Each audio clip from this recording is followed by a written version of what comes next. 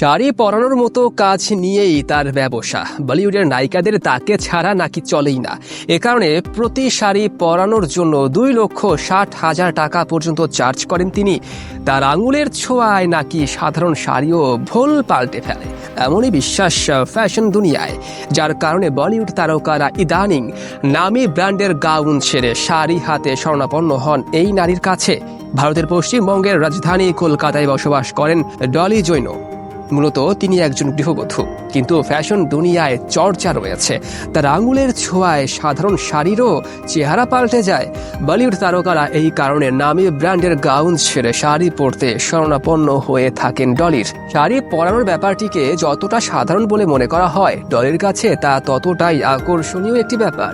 তিনি দাবি করেন 12 হাতের একটি কাপড়কে 360 রকমের স্টাইলে তিনি পরাতে পারেন। কলকাতার এই গৃহবধূ তাই নিজেকে ড্রেপিং আর্টিস্ট হিসেবে পরিচয় দিয়ে থাকেন।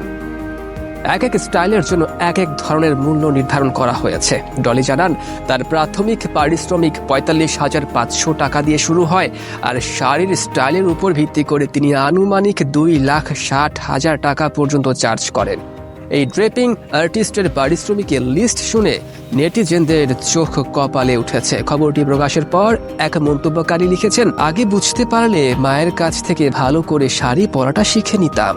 একজন লিখেছেন, বলিউড নায়িকারা এতটাই বিলাসী জীবনের অন্তর্ভুক্ত যে শাড়ি বানাতে নয়, পরাতে একজনকে লাখ লাখ টাকা দিয়ে দিচ্ছেন তারা। তবে কিছু ইতিবাচক মন্তব্যেরও দেখা মিলে, যেখানে একজন লিখেন, ডলি নিজের প্রতিভাকে কাজে লাগিয়ে জীবিকা নির্বাহ করছে, এটা সবাই পারে না। আরেকজন মন্তব্যকারীর মতে, তার মতো নারীরাই উদ্যোক্তা হওয়ার যোগ্য, কারণ সে জানে তার কাজ কোথায় সমাদৃত হচ্ছে। ডলি সম্প্রতি আলোচনায় আসেন অভিনেত্রী সারা আলী খানের জন্য। ভারতীয় গণমাধ্যম টাইমস নাও থেকে জানা গেছে, প্যারিসে কান চলচ্চিত্র উৎসবে শাড়ি পরে হাজির হয়েছিলেন বলিউডের বর্তমান সময়ের অভিনেত্রী সারা আলী খান। ভারতীয় ডিজাইনার আবু জানি এবং সন্দীপ খোসলার হাতে তৈরি সরু পার সাদা শাড়িটি তাকে কানের রেড কার্পেটের জন্য পরিয়ে দিয়েছিলেন ডলি। তখন থেকেই তার সম্পর্কে জানার আগ্রহ বেড়ে যায়। তখন জানা গেছে, এর আগেও কানে দীপিকা পাডুকোনকে রেড কার্পেটের জন্য শাড়ি পরিয়েছিলেন তিনি। গত কয়েক বছর ধরে তারকারা তাদের বিয়ে বা বিশেষ অনুষ্ঠানের জন্য ডেকেছেন ডলিকে। কিছুদিন আগেই বলিউড অভিনেত্রী কিয়ারা এবং নায়ক সিদ্ধার্থের বিয়েতে উপস্থিত ছিলেন ডলি। নায়িকাকে শাড়ি এবং লেহেঙ্গায় পরানোর দায়িত্ব ছিল তার উপরেই। এমনকি সিদ্ধার্থকেও উড়নিও পরিয়ে দিয়েছিলেন তিনি। শাড়ি পরানোর এত কলাকৌশল জানা নিয়ে ডলি জানান, তার এই দক্ষতার কৃতিত্ব যত না তার নিজের, তার চেয়ে অনেক বেশি তার শ্বশুরবাড়ির। ডলির বেড়ে ওঠা বেঙ্গালুরুতে। 2006 সালে তার কলকাতায় এমন একটি পরিবারে বিয়ে হয় যেখানে শাড়ি ছাড়া অন্য কিছুই পরার অনুমতি ছিল না। ডলি জানিয়েছেন, কলকাতায় এসে শাড়ি ছাড়া অন্য কিছুই পরতে পারতেন না তিনি। সেই শাড়িও পরতে প্রতিদিন 45 মিনিট সময় লাগত তার। কিছুটা নিজের প্রয়োজনেই ডলির শাড়ি নিয়ে পরীক্ষা নিরীক্ষা শুরু।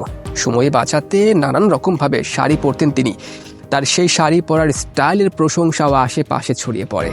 এখন মনীষ মালহোত্রা, আবু জানি, সন্দীপ খোসলা, সব্যসাচীর মতো পোশাক শিল্পীদের শাড়ি পরাতে বিভিন্ন ফটোশুটে ডাক পড়ে তার। এমনকি মুকেশ নীতা আম্বানির কালচারাল সেন্টারের উদ্বোধনী অনুষ্ঠানে আমন্ত্রিত হলিউড তারকা গিগি হাদিদকেও শাড়ি পরাতে ডাকা হয়েছিল তাকে।